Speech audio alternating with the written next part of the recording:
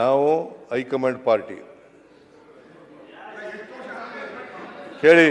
ನಾನು 5 ವರ್ಷ ತುಂಬಿಸಿದ್ದೀನಿ, ಮತ್ತೆ 2ನೇ ಸಾರಿ ಮುಖ್ಯಮಂತ್ರಿ ಆಗಿದ್ದೀನಿ.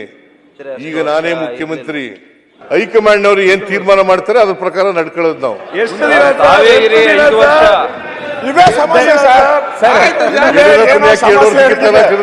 ಇಲ್ಲೇ ಸಮಸ್ಯೆ ಇರೋದು, ಎಲ್ಲೂ ಸಮಸ್ಯೆ ಇಲ್ಲ ಸರ್.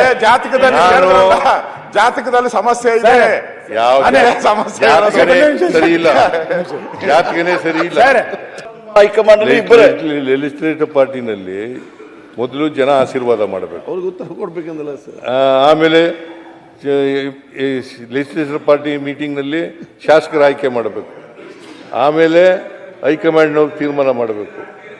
ಹೇಳಿದಿನ ಹೊರತು ನಾನು ಬೇರೆ ಏನೂ ಹೇಳಿಲ್ಲ. ಈಗಲೂ ನಾನೇ ಮುಖ್ಯಮಂತ್ರಿ, ಹೈಕಮಾಂಡ್ನವ್ರು ತೀರ್ಮಾನ ಮಾಡಿದ್ರು ನಾನೇ ಮುಖ್ಯಮಂತ್ರಿ. ಯಾವ ಬರವಣಿಗೆನೂ ತಪ್ಪಾಗಿಲ್ಲ. ನಾವು ಹೈಕಮಾಂಡ್ ಪಾರ್ಟಿ ಕೇಳಿ.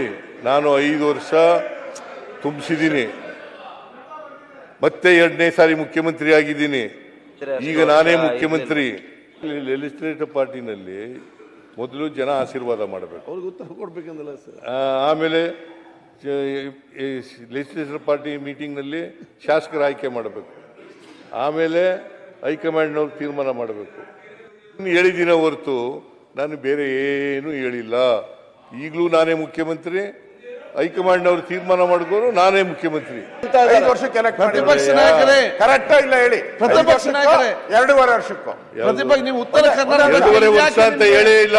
ನಿಮ್ಗೆ ಯಾಕೆ 2.5 ವರ್ಷ ಅಂತ ಹೇಳಿಲ್ಲ. ಸ್ವಲ್ಪ ಸಮಾಧಾನ, ಸ್ವಲ್ಪ ಉತ್ತರ ಕನ್ನಡದ 2.5 ವರ್ಷ ಅಂತ ಇಲ್ಲ, ತೀರ್ಮಾನ ಆಗಿಲ್ಲ. ಬರಬೇಡಿ.